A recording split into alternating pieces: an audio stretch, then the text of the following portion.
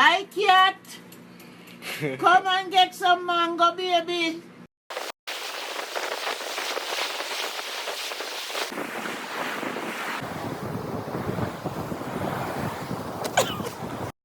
One, two, 1, 2, 3.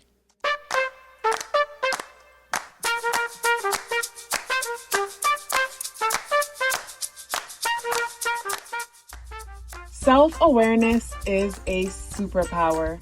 My name is KathyLaDonna. Welcome to Soul and Vibration.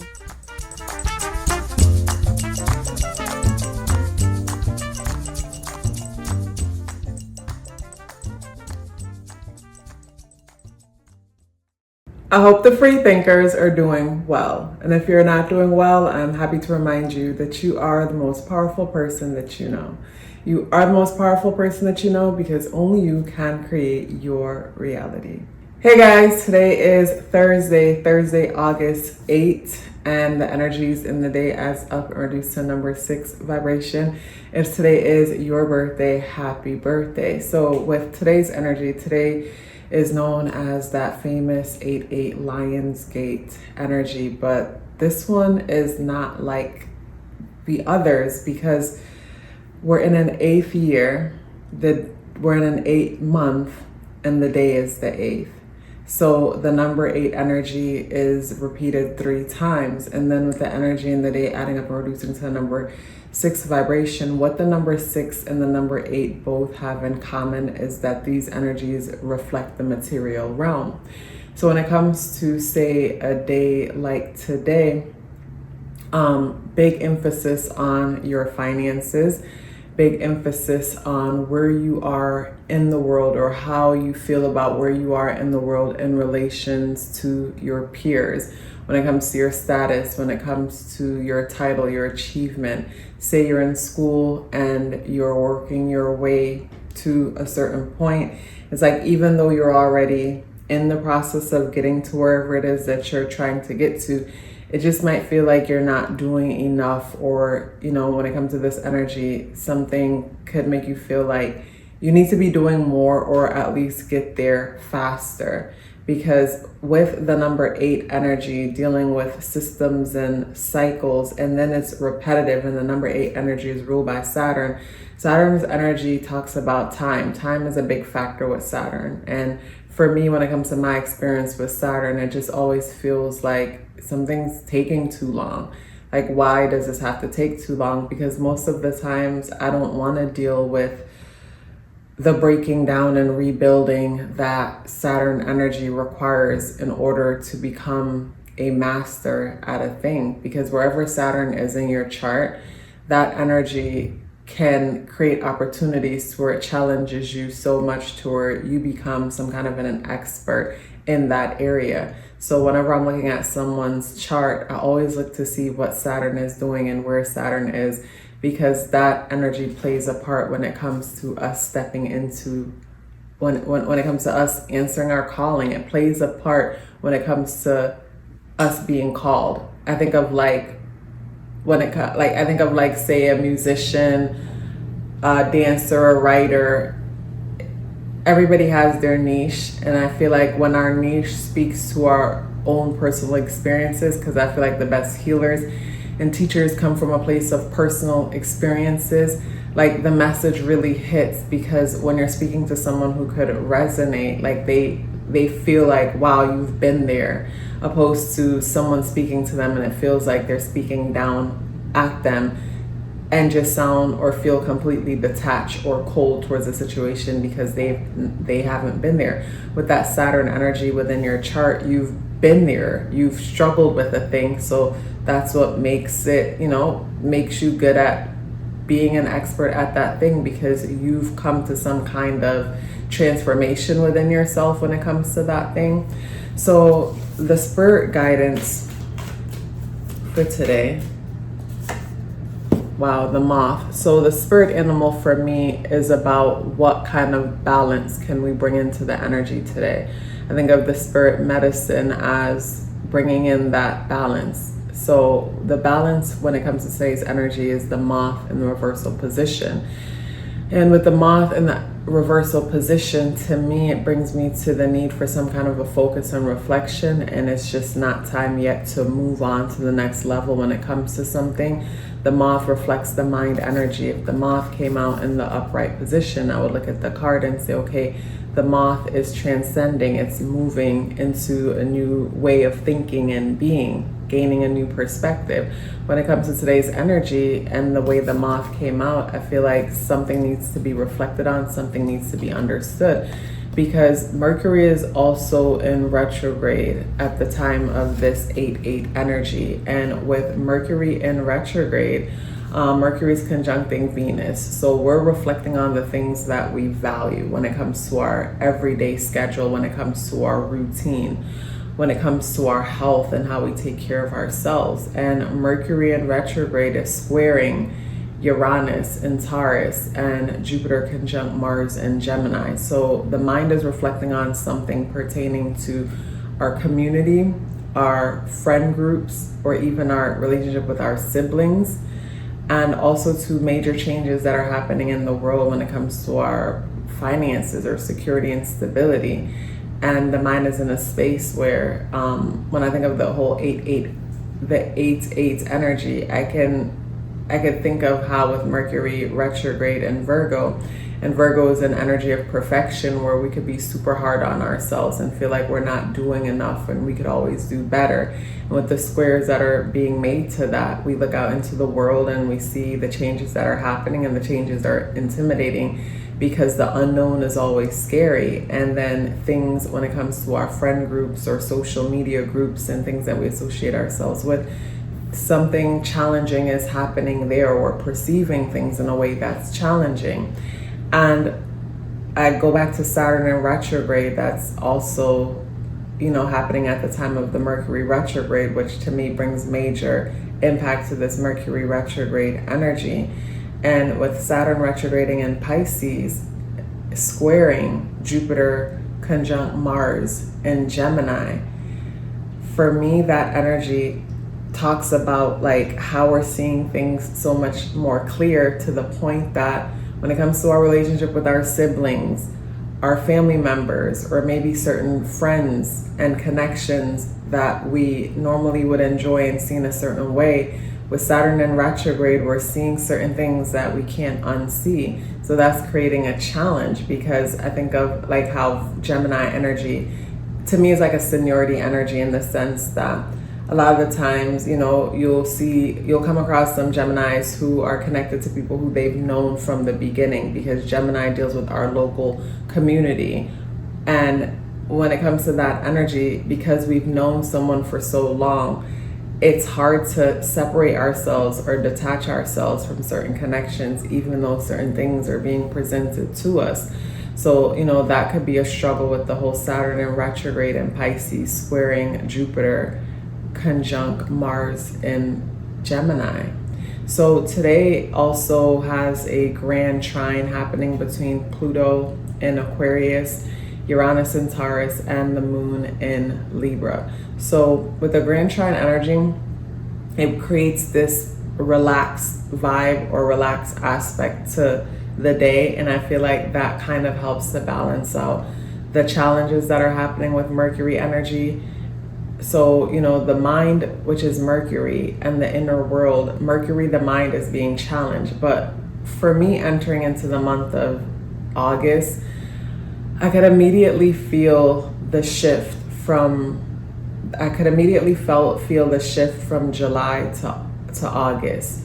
It's almost like in August, the energies felt a little bit more dense. I could observe myself kind of looping when it comes to thoughts about certain things, where say while I was in July, I came to certain realization, or I thought breakthrough moments about certain perspectives that I held within me. And then when I woke up, 1st of August energy, I felt this heaviness within myself, and reflecting on certain things that I thought I was over, and it's like I'm questioning certain things about it when it's like I thought this was behind me.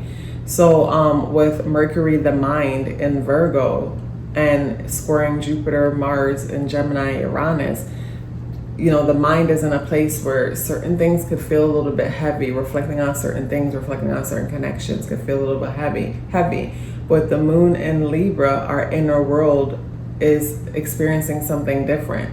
So this is where our mind is reflecting and observing certain things and feeling a bit challenged, but the inner world feels different, where with the moon in Libra, the inner world is nurtured at the thought of connections, unifying with others and being in the presence of others.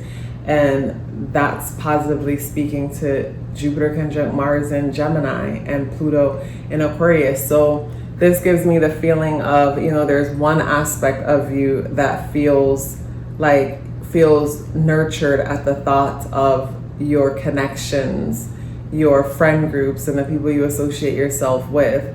That's moon in Libra, the trine with moon in Libra, Pluto in Aquarius, Uranus and Taurus. The moon in Libra energy, and with Libra being a relationship oriented energy, the thought of connecting and being a part of something creates this feeling of comfort with the moon in Libra. But the mind, Mercury in Virgo in retrograde, is reflecting on certain things when it comes to your schedule, when it comes to your health, when it comes to the service that you bring. And whatever it's reflecting on in relation to your friends, your friend groups, your family, there's something challenging about that the mind is trying to understand. So that makes sense to me why the moth would come out in the reversal position. So I feel like when it comes to a day like today, how the 8-8 energy is known as a time for manifestation, I find with myself personally, in order for me to manifest certain things, I have to get to the root of certain blocks within me that developed at some point growing up, based on my perception of reality, based on certain experiences that I've had. And in order to manifest certain things and in order to get to certain places, my energy have to first shift on the inside before my world can shift on the outside. And in order for my energy to shift on the inside, certain things need to be understood. So when it comes to the tarot, we have the Hermit. So I feel like these energies, it's not time to move on just yet. Reflection is necessary. I was having a conversation earlier with someone, and the person was pretty much frustrated about where they are right now and what's happening around them, and also was speaking on how they don't understand how certain people around them seems to be so content, and they feel like people should want more, even though they feel stuck within their situation also. And I was saying to them, that's because those people are probably right where they were called to be, where your calling is calling you up out of the place you are in, the situation that you are in. And because you're being called, you can't have peace. So those of you who find yourself in situations where it's like no matter what job you go to, you can't have, you feel like there's no peace. It's like something won't allow you to have peace. Whether it's a boss, whether it's a coworker, it's almost like they're agents working for the universe, like the mother eaglet who stirs up the nest, like the mother eagle who stirs up the nest so the baby eaglets could fall out and realize that they can fly. So when I look at the grand trine energy, and today it brings this sense of comfort, but with the Mercury retrograde and other energies, it's like, especially Saturn in retrograde, challenging Jupiter conjunct Mars in Gemini. It's like, even though that comfort is there, it's like you can't unsee what you're seeing. So it's like torture to a certain extent. And for me personally, that feeling of being called, it's such a powerful feeling. And the way how I would describe it, it's like you can't have peace until you listen to the calling. And it's like you're willing to listen to the calling and let it take you wherever it's taking you. Because sitting in the situation where you're experiencing misery is far worse than going off into the darkness of the unknown. And when it comes to, say, this Lion Gates energy, you know, people like to manifest, but like I said earlier, sometimes we're trying to manifest things in our world and it's not happening because something has to first change within us.